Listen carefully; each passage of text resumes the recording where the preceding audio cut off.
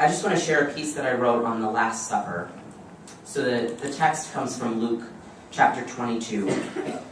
Then he, meaning Jesus, took a loaf of bread, and when he had given thanks, he broke it and gave it to them, saying, "This is my body, which is given for you. Do this in remembrance of me." And he did the same with the cup after supper, saying, "This cup that is poured out for you is the new covenant in my blood." And originally I hadn't planned on writing about the Last Supper. It isn't that this part of the narrative is uninteresting or lacks meaning, but I just wasn't sure how it applied to the trans experience. I couldn't seem to find a corollary in my own journey. But I received an email that changed my thinking and is causing me to write this section. It's a well-known scene in the narrative. It carries some of what I would wager are the most often spoken words in the Christian tradition. We call them the words of institution, and they're recited every time we partake in communion or the Eucharist. The words are so well known that they seem to lose their meaning. But let's imagine that we're sitting in that room. We are the disciples, and we are having Passover with our teacher, our friend. Things have been heated lately, and we're not sure what's coming next. There's tension in the room. Judas is acting weird, and we're not sure what's going on. Peter is being his usual blustery self, proclaiming that he'll follow Jesus unto death. And Jesus keeps talking about how he's going to suffer and die, and it all seems a little too much to handle. And then they all sit down to have dinner, and it's like the ultimate television sitcom dinner. The dysfunctional family gathers for the Thanksgiving meal, and secrets are revealed. There's fighting amongst the passing of the mashed potatoes. And then Jesus stands up. He takes this loaf of bread, and he breaks it in half, and claims that it's his body given for them. I'm sure that some of them were thinking that maybe he finally lost it. I mean, bread as his body, and broken for them, what does that even mean? And even if they did believe that he was going to suffer and die, which it seems like they still weren't buying, how would it be for them? For the political movement, maybe. But really, how would his death help anything? If he died, that's it. He'd be dead, and they'd be left alone, and nothing would change. So what is all this talk of being broken for them? And then he raises a glass and says that the wine is his blood. It's poured out for them and is part of a new covenant. More weird talk. A covenant they could understand. Covenants were part of their community life. And maybe even blood being poured out makes sense, but the blood of an animal, not a person. And the text doesn't give us a lot to go on. The scene kind of happens and then the story quickly moves on. And for such a large rite of the Christian church, it doesn't get a lot of airtime. We get more of the story in Paul's letters, but by that time it was already a rite of the church. What about this small scene so captivated the early church enough to make it part of their regular worship? And how in the world does this relate to the experience of transition? Like I said, I was resisting writing about this passage. Jesus is very clear in his language here. This was his body broken for other people, and his blood poured out for other people. And so much of the way I've told my own story of transition has been the complete opposite. I needed to reiterate over and over that I transitioned for myself, that it wasn't because I couldn't deal with being seen as a visibly queer person. It wasn't because it was easier to be a man. It wasn't to get male privilege or to fit in better or to buy into the binary.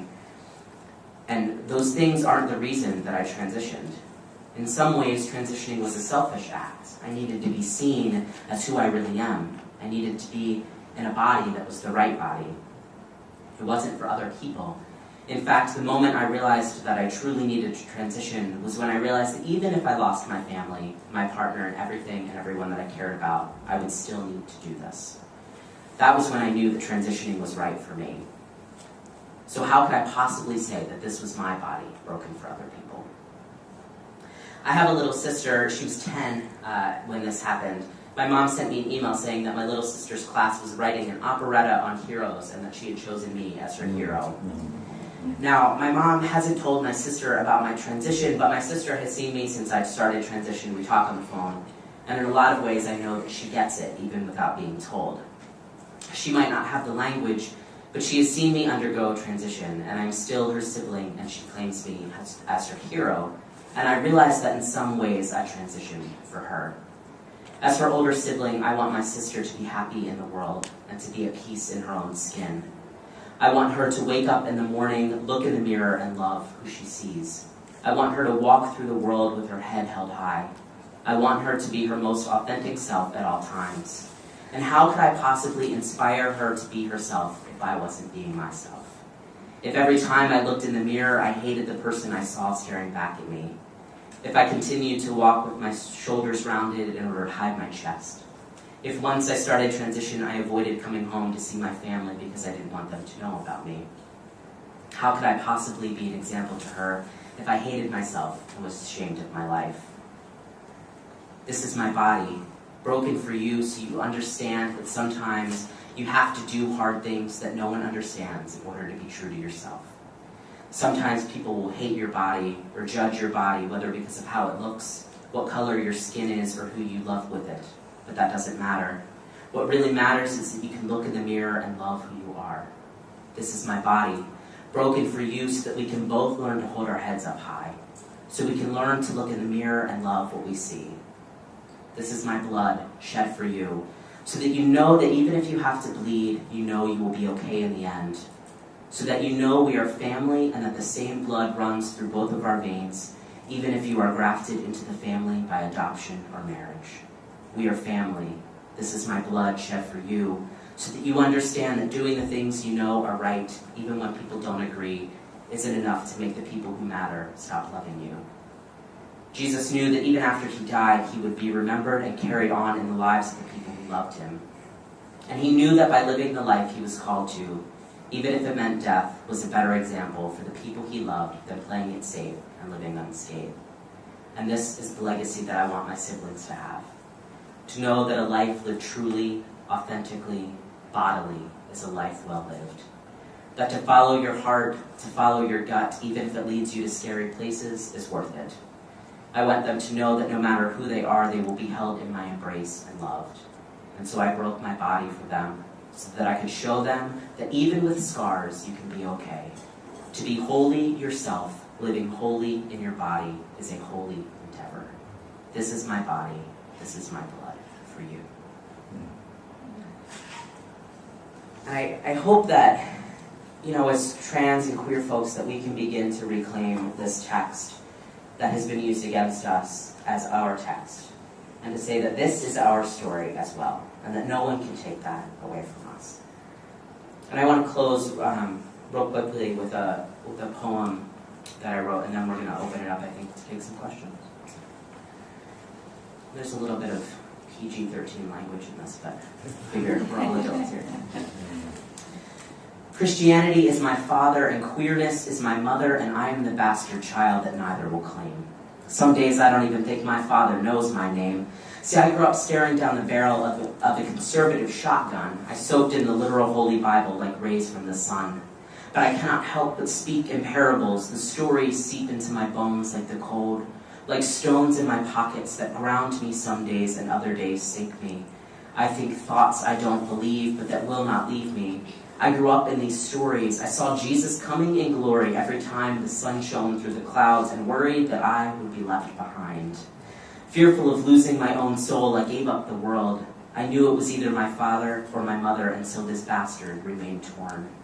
It is said our names are written into the book of life before we were born, but what of us who choose our names, who carve new identities onto changing bodies? Are we erased or simply written over? Is the first name indelible ink, unable to be changed, like our mothers whose lips can't seem to form the sound of the name she did not choose? Do you even recognize my voice when I pray? I worry that you will no longer be able to hear me. I cry out to God to ease my pain, and I hear silence. My God, why have you forsaken me? And I hear silence. And in moments when my reality overcame me, I tried to deny my Christianity, but God pursued me like the literal hound of heaven, refusing to let go, and I learned a valuable lesson in tenacity. God is waiting for me to pick up the hammer and chisel and carve. I have been an outcast that no one wanted. I have been despised. I have wished for death but been granted life. I have forged my own life, built my body with my own hands. I have built upon an imperfect foundation of flesh, built upon the cornerstone the builders rejected, trying to become holy, crucified, and then resurrected. And just like I built my body, I claim my responsibility to build the world. Just like my faith keeps me queer, my queerness keeps me faithful. My mother and father have reconciled within their child, and I refuse to be bound by chains of expectation any longer. Instead, I pray for jubilee, shout for unity, and work for peace. The book of life is written by the people who are willing to wield nonviolence, who can weather the silence and scorn, who have worked to be reborn.